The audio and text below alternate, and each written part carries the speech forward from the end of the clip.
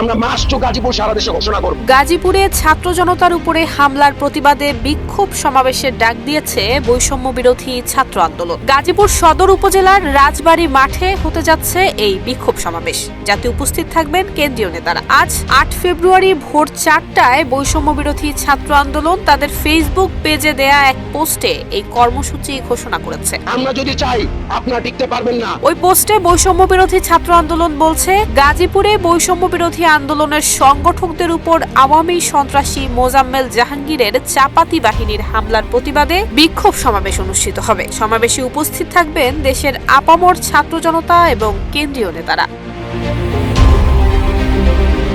গত 7 ফেব্রুয়ারি রাত 9টার দিকে গাজীপুরের সাবেক মুক্তিযুদ্ধ বিষয়ক মন্ত্রী আকম মোজাম্মেল হকের বাড়িতে হামলা চালিয়েছেন একদল বিক্ষুব্ধ জনতা। এ সময় স্থানীয় কিছু ব্যক্তি তাদের কয়েকজনকে আটক করে মারধর করেছেন। এতে অন্তত 15 জন আহত হয়েছেন। আহত ব্যক্তিদের মধ্যে 3 জনের অবস্থা আশঙ্কাজনক বলে জানিয়েছে চিকিৎসক।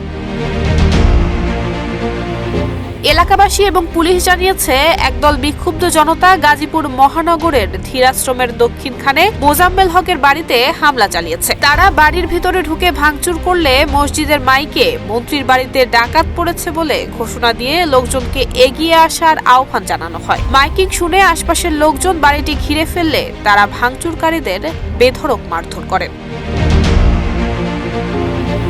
হাসপাতালে বৈষম্য বিরোধী ছাত্র আন্দোলনের এক প্রতিনিধি জানান, বিদ্যমান পরিস্থিতিতে আর কোনো বাড়িতে যেন হামলার ঘটনা না ঘটে সেজন্য তারা বিভিন্ন এলাকায় লোকজনকে সচেতন করে আসছেন। এরই অংশ হিসেবে ধীরাশ্রম এলাকায়ও তারা সচেতনতা তৈরি করেন এবং অনেককে মোবাইল নম্বরও দেন। এর মধ্যে খবর পান একদল লোক সাবেক মন্ত্রী মোজাম্মেল হকের বাড়িতে ঢুকে লুটপাট করছে। তখন তাদের থামাতে বৈষম্য বিরোধীদের একদল প্রতিনিধি ওই বাড়িতে আসে। একটি অংশ আগে বাড়িতে গিয়ে তাদের থামাতে যায়। এরই মধ্যে হঠাৎই রামদা, ছুরি, চাপাতি সহ দেশীয় অস্ত্র নিয়ে ছাত্রদের উপর ধর বলে হামলা চালায় একদল যুবক। এতে বৈষম্য বিরোধী ছাত্র জনতার অন্তত 15 জন আহত হয়েছেন। তারা বর্তমানে গাজীপুর শহীদ তাজউদ্দিন আহমেদ মেডিকেল কলেজ হাসপাতালে চিকিৎসাধীন রয়েছেন। বিষয়টি নিয়ে চলছে তদন্ত। কর্তব্যরত পুলিশ কর্মকর্তা জানিয়েছেন, এ ব্যাপারে আইনি ব্যবস্থা এখন প্রক্রিয়াধীন।